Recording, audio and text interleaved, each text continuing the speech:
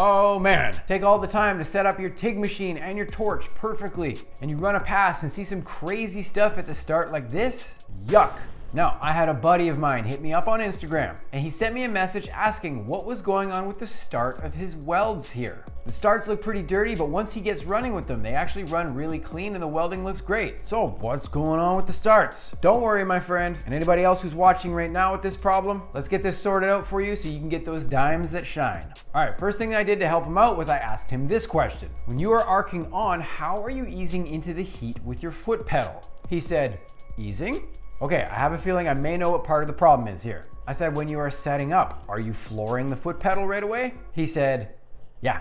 Okay, cool, easy fix. Now, what happens when we jump on the foot pedal too fast? When our arc initiates to the project that we are working on, our arc is already at 100% of the amperage we have programmed on our machine.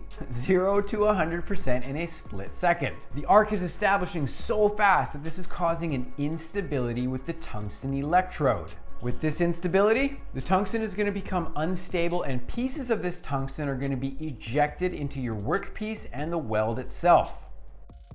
So finding out that this was a possible issue, here's what I recommended. Ready for this? Arc on slowly, and we definitely want to hit it with enough juice to get your puddle going, but arc on slowly and just let the puddle establish nice and smooth. After the puddle has established, you can now dig into the heat as much as you want. Now you can see here on my machine from Everlast Welders, whatever amperage setting I have programmed, 120 amps, 250 amps, 10 million amps. Arcing on at a lower amperage with the foot pedal is going to allow this arc to establish a lot easier, and now we can get into the real heat because our puddle has been established properly. No initial shock to the tungsten, we have no little bits of that splattered here and there, and that electrode we took the time and care to prepare properly is going to last much longer. So that can definitely be one cause of the problem that my buddy was dealing with here. But there's also a second thing that's very common to give us problems with the start of a weld like we see. So after realizing that we could maybe improve some technique with this one variable, here is the next question that I asked. Is your post flow set long enough to cover the tungsten while it is glowing red hot?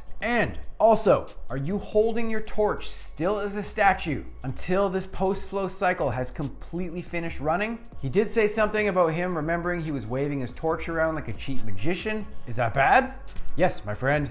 Yes, it is. Not a big deal though, easy fix. Let's check this out. Now this is something that I work on with my students in my online TIG welding program. And this is the detail that is super, super important. Even if we have all of the settings on our machine set up perfectly, and we have all of the nicest gear in our torch put together perfectly, if we pull away or remove the torch from the welding area after a weld, you have just yanked that poor little tungsten right out of the gas shield. Removing it from the gas shield, you develop contamination right away. Most of the time, there's no way around it. So look at that. Our tungsten's supposed to look nice and shiny and clean. And we can take a look at the one we see here now. That looks disgusting. And what happens when you go to flash up and start your next pass?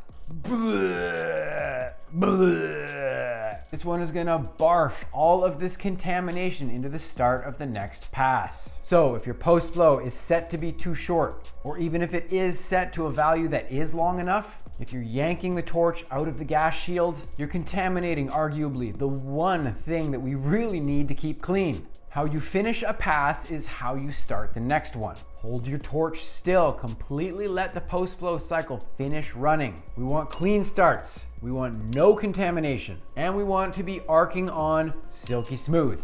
If a student in my TIG welding program is having problems with gunk in their starts or dirty starts like this here, this would certainly be the two suggestions that I give them to figure out what's going on. Now, I did a really important episode just a couple weeks ago. This is going to be some tricks on how to get the most out of the time you spend practicing. There's also a free textbook that you can download from that episode to accompany it. Go watch that episode next, get that learning material for free. Go out today, do a random act of kindness for a stranger. My name is Dusty. Fill and chill. We'll talk soon. Peace.